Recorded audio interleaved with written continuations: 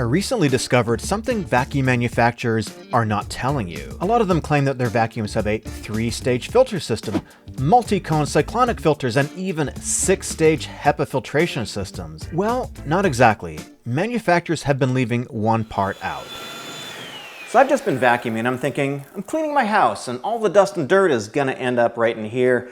I mean, isn't that what a HEPA filter does? Well, not exactly. You see, some manufacturers have been leaving one thing out. HEPA stands for High Efficiency Particulate Air Filter, and if your vacuum has one, that means it can filter particles down to 0.3 microns. A micron is 1/1,000,000th of a meter.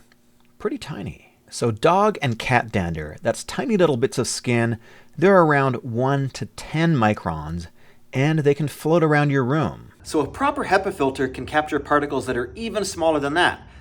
And that sounds pretty good, right? But here's what they're not telling you. Good vacuums will keep all the dust inside the canister, a sealed canister.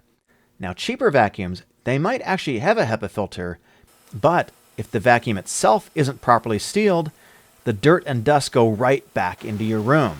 It might not even get to the HEPA filter before it escapes. It's kind of like a prison.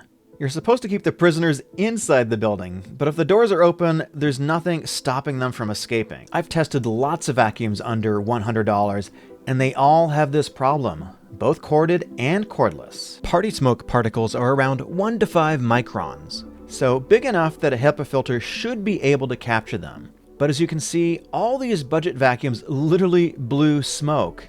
And that's dust, dander, allergens that you're breathing in because it's not just sitting on the floor anymore. Now it's in the air. So how can you avoid this problem? All the vacuums behind me are fairly inexpensive. So to fix this, you need to move up in price.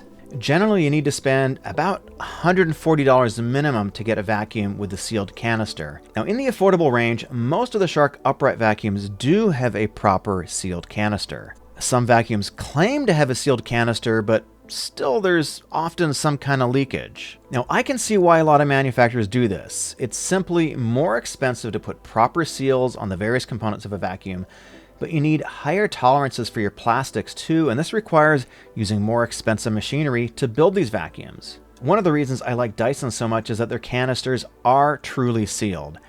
And most of the Shark upright line has a sealed canister, and some of their cordless vacuums do too. I'll leave some more recommendations in the description down below.